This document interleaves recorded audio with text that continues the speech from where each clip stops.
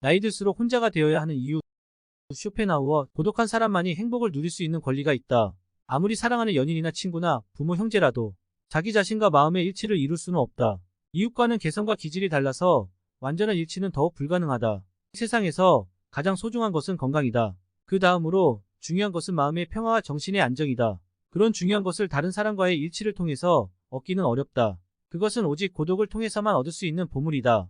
우리는 고독해지려면 혼자 있는 시간이 아주 많아야 하고 자기 자신과의 만남과 대화를 즐겨야 한다. 그러기 위해서는 젊은 시절부터 고독을 사랑하고 고독을 감당해낼 수 있는 방법을 계속 단련하지 않으면 안 된다. 그렇게 고독에 단련된 사람만이 행복을 누릴 수 있는 권리를 갖게 된다. 사실 자기 자신 속에 많은 것을 가진 사람은 남에게 기대지 않는다.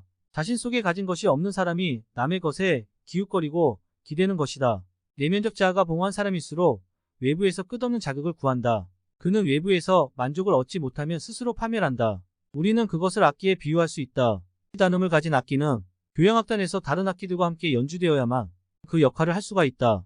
그러나 피아노는 심포니의 한 부분이 아니라 독주를 통해서 나름대로 작은 음악적 세계를 형성할 수 있으며 교향악단의 주인공이 되어 다른 악기들의 반주를 거느릴 수가 있다.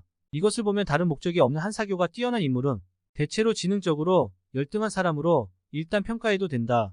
그러나 비사교적인 사람들, 특히 남들과 잘 어울리지 못하는 외로운 사람들은 어떤 면에서 뛰어난 능력을 가진 인물로 봐도 좋을 것이다. 프랑스의 저술가 벤나단티 상피에르 음식을 적게 먹으면 건강에 좋고 사람을 적게 만나면 마음의 평화를 누릴 수 있다는 의미 깊은 말을 남겼다. 그러나 사람들과 만나기를 피하고 고독을 즐긴다는 것은 쉬운 일이 아니다. 그래서 고독은 뛰어난 인물들에게 찾아오는 운명이라고 말하고 있다. 단조롭고 단순함이 행복에 이르는 길이다. 우리를 행복하게 하는 것은 아주 작고 사소한 일을 잘하는 데 있다. 사소하고 작은 일이란 무엇인가?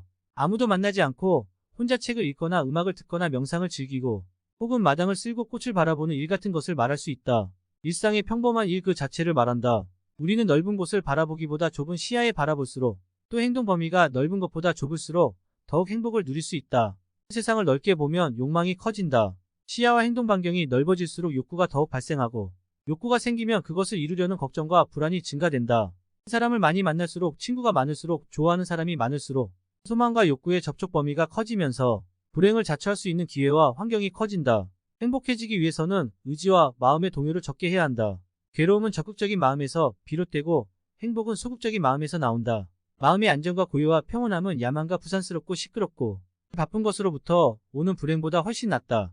우리는 성취 뒤의 원은 절망과 허물을 이미 알고 있기 때문에 이런 전제가 가능한 것이다. 작가나 화가나 음악가들이 예술작품을 창작하면서 행복을 묘사할 때 전원적 목가적 자연 풍경과 고요함과 아름다움을 그리는 것을 보아도 인간의 행복이 어디서 오는 것인지 잘 알 수 있다. 그들은 행복을 묘사할 때 늘 한적한 시골과 자연 풍경과 외로움과 고요함을 찬미하고 있지 않은가. 예술가들은 단조로움과 단순함이 행복의 기본적인 조건이라는 것을 잘 알고 있다. 단순하고 단조로운 삶 그것만이 행복을 누리는 길이다. 결국 인간의 행복과 불행은 마음먹기에 달렸지만 단순하고 단조로움을 견딜 수 있는 사람은 지적인 생활을 감당할 수 있는 정신적 소양을 갖추어야 한다. 그래야만 권태라는 그늘에서 벗어날 수 있다. 향락과 쾌락에는 반드시 위선과 거짓이 깃들어 있다. 만일 우리가 자기 자신에게 세상은 내 마음속에 들어있다고 말할 수 있다며 그는 행복을 누릴 자격을 갖춘 사람이다. 아리스토텔레스도 행복은 자기 자신에게 만족하는 사람에게만 있다고 말한 것은 우리가 늘 명심해야 할 명언이다. 우리가 이 세상에서 확신을 갖고 의지할 수 있는 것은 오직 하나 자기 자신뿐이다. 다른 사람들과 만나고 접촉하며 할수록 우리들은 손실과 위험과 혐오감을 감수할 각오를 더욱 단단히 해야 한다. 향락과 사치를 누리려고 하는 것은 결국 행복을 멀리하는 길이다. 따라서 이웃과의 교제를 즐기고 창락과 쾌락을 쫓는 사람들은 고통과 고뇌에 시달릴 수밖에 없다. 향락과 쾌락에는 반드시 거짓과 위선이 깃들어 있어서 그것에 의해 상처를 받아야 하기 때문이다. 사교 집단은 또래 우리들에게 타협과 양보를 강요할 뿐이다. 많은 사람이 모이는 곳에 자신이 섞이거나 단체나 클럽이나 모임에 가면 개인은 무력해져야 하며 개성은 사라진다. 자신이 자기의 참모습을 찾을 수 있는 것은 오직 고독할 때뿐이며 자유를 만끽할 수 있는 것도 혼자 있을 때뿐이다. 둘이 같이 있을 때조차도 자신은 자유롭지 못하다. 하물며 많은 사람들이 모인 사회 집단 속에서 자아가 어떻게 존재할 수 있는가. 집단에는 개인의 자아가 없고 그곳에서는 개성이 뚜렷할수록 더욱 무력감을 느끼게 된다. 혼자 있을 때 마음의 그릇이 작은 사람은 자신의 무능과 무가치를 느끼지만 깨어난 사람들은 자신의 위대성을 더 뚜렷이 느끼게 된다. 따라서 뛰어난 사람들은 고독해지거나 혼자 있을 때 비로소 참된 자기를 깨닫게 된다. 또한 정신적 고독과 함께 육체적인 고독을 동시에 갖추었을 때 비로소 행복도 충만해진다. 정신적인 고독만 있고 육체적인 고독이 없을 경우에는 늘 자기와는 동떨어진 어중이 떠중이들과 만나 자유와 마음의 안정을 빼앗기고 그 대가는 전혀 얻지 못할 뿐이다. 슬픔의 눈물을 흘려본 사람이 기쁨의 눈물도 흘릴 수 있다. 인간은 고통을 느끼지만 고통이 없다는 것은 느끼지 못한다. 또 걱정을 하지만 걱정이 없다는 것은 못 느낀다.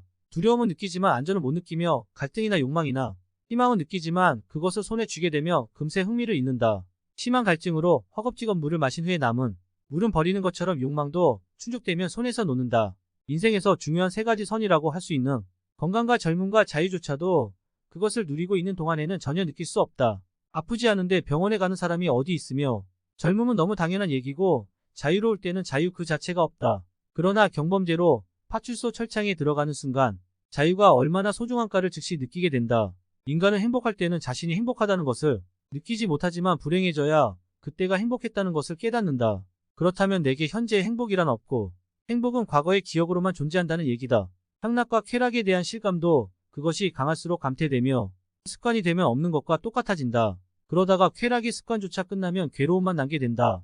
권태는 시간을 느리게 만들고 쾌락은 시간관념조차 없애버린다.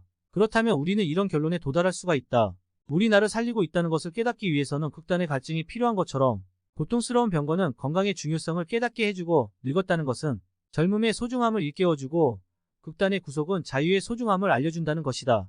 그렇다면 우리가 지금까지 그토록 싫어하고 피해왔던 불행들이란 행복을 느끼기 위해 반드시 필요한 필수 조건이라는 것이다. 죽음 직전에 살아나야만 삶의 기쁨을 가장 크게 맛볼 수 있다며 우리는 모든 불행과 고통을 어찌 마다할 수가 있겠는가. 기뻐하지도 말고 울지도 말아야 한다. 무슨 일에나 지나치게 기뻐해서도 지나치게 슬퍼해서도 안 된다. 세상은 끝없이 변하기 때문에 기쁨이 슬픔이 되기도 하고 슬픔이 뜻밖의 기쁨으로 변할 수 있다. 우리 머리로 인간 사이의 기중화복을 판단할 수는 없다. 바로 그 점을 셰익스피어는 이렇게 말했다. 나는 이제 쓴맛 단맛을 다 보아서 웬만한 일로는 계집애처럼 질질 짜지 않는다. 불행을 당하고도 침묵하고 냉정해질 수 있는 사람은 자기가 당한 일이 지금까지 당한 재앙 가운데 가장 사소한 것으로 영일 줄 아는 사람이다. 이미 생존이라는 것이 더덥고 허망하다는 것을 터득하고 있는 사람이 불행을 당했다고 울거나 행운에 날뛸 리가 있겠는가. 우리는 동화에 나오는 영악한 여우처럼 교묘한 지혜를 짜내고 모든 불행에서 초연해야 한다. 그러기 위해서는 철저한 자기 수련이 필요하다. 이런 수련은 우리가 변화무쌍한 이 세상에서 사는데 필수 조건이다. 특히 불행한 일을 마음속에 담아두어서는 안 된다. 그런 것들은 길을 걷다가 발끝에 걸리는 돌처럼 힘껏 차버려야 한다. 인간의 이기심은 애완용계 발발이를 연상시킨다. 사람은 누구나 이기적인 존재이다. 어느 누구의 머릿속에 들어가 보아도 자신과 관련된 것 이외에는 거의 관심도 없다. 만일 다른 사람이 관심을 보이는 부분을 잘 따져보며 대부분 그의 이해관계가 얽혀 있다. 사람들은 귀에 들리는 말을 모두 자기 입장에서 생각하며 우연히 귀에 걸리는 한마디 말이라도 자기와 관련이 되어 있으면 날카롭게 주의를 집중시킨다. 사람들은 남의 말이 진실하거나 교묘하거나 훌륭하거나 위트와 유머에 넘치거나 전혀 알 바가 아니다. 그러나 조금이라도 자기에게 이롭지 못한 말이나 허영심을 건드리는 말이 들리면 반응이 빠르다. 그런 인간의 모습은 애완용 발바리개를 연상시킨다. 그 개는 너무 작아서 자칫하면 사람들이 그의 앞발이나 꼬리를 밟는 경우가 많다. 그때는 무섭게 지조된다. 세상 사람들도 바로 그와 같이 자기 본의의 뿌리가 상당히 깊다. 만일 어떤 사람이 자기 재능이나 지식을 과시하거나 잘난 체하며 사람들은 대뜸 자신을 무시한다고 해서 겉으로는 드러내지 않아도 속으로 적대감을 갖는다. 상대방이 자기에게 적대감을 드러냈을 때는 그 이유가 반드시 있다. 그런데 정작 본인만 모르고 있는 셈이다. 결국 그런 사람들은 자신의 의지가 이성보다 강하기 때문에 의지의 지배에서 벗어날 수가 없다. 모든 것이 자기 본인이다. 그 대표적인 예가 점성술사이다.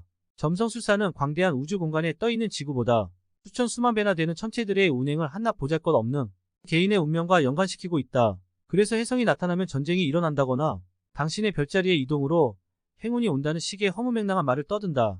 이런 점성술을 사람들이 믿으려고 하는 것은 별이 자기와 관련되었다고 생각하려는 이기심 때문이다. 아무리 현명한 사람들도 더러운 명예욕에 약하다. 우리들의 행복은 주로 안정된 기분과 흐뭇한 만족감을 뜻한다. 지금의 기분이나 상태가 좀 더 지속되기를 바라는 마음의 상태가 행복이다. 그러나 남의 눈을 의식하는 순간 안정된 기분은 흐트러지고 불만감이 나타난다. 따라서 우리는 행복을 유지하기 위해서는 타인 본의의 허영심을 버려야 한다. 그것이 나 자신의 행복을 증진시키는 방법이다. 만일 우리가 이 허영심을 줄이면 현재의 불행은 50분의 1 정도로 줄어들 것이다. 이 허영심을 없애는 것은 우리들의 육체를 괴롭히는 가시를 뽑아버리는 셈이지만 그것은 선천적인 고질병이어서 버리기가 여간 어려운 일이 아니다. 로마 제국의 역사가 타키투스는 어떠한 현재라도 더러운 명예욕에서 좀처럼 벗어나지 못한다고 말했다. 이처럼 인간의 허영심이란 불행을 자극하는 허망하고 그릇되고 불합리한 것으로 판명되었음에도 불구하고 사람들은 허영심의 노예에서 벗어나지 못하고 그것을 중요하게 여김으로써 얼마나 큰 불행을 겪고 있는가를 깨달아야 한다. 만일 인간이 바로 남의 눈을 의식하는 타인 본의의 유전적인 고질병에서 벗어날 수가 있다면 자신의 안정과 평화는 상상하지 못할 정도로 커져서 매사에 태연자약할 수가 있으며 자유롭게 살 수 있을 것이다. 수도자들이 은둔 생활에서 큰 행복을 느끼는 이유는 남의 눈치를 안 보고 타인 본의의 속세 생활에서 자기 본의의 생활로 돌아갈 수 있기 때문이다. 일상생활에서 겪는 불행이나 재앙의 대부분은 남의 시선을 의식하는 관념적인 생각 즉 인간의 불치병에서 비롯되는 것이며 그것을 극복하면 우리는 훨씬 행복하게 살 수 있다. 하지만 허영심을 없애는 일은 참으로 어려운 일이며 어려운 일이기 때문에 행복이라는 대가는 큰 것이다. 자존심과 명예를 지키려면 너무 큰 희생이 필요하다. 자존심이나 명예의 모습은 여러 가지지만 그 뿌리는 하나다. 그러므로 우리는 자존심이나 명예를 지키기 위해 엄청난 희생을 하고 있다는 것을 잊어서는 안 된다. 자존심 하나 버리면 얼마나 행복해지는가를 사람들은 알면서도 애써 외면하려고 한다. 이것은 나이와는 관계가 없다. 오히려 젊은 시절보다 나이가 들수록 인간의 자존심과 명예욕은 더욱 커진다. 그 이유는 사람은 나이가 들수록 체력의 한계를 느끼면서 애역의 욕구는 줄어드는 대신 허영과 오만은 탐욕과 결부되어 강력한 힘을 발휘하게 된다.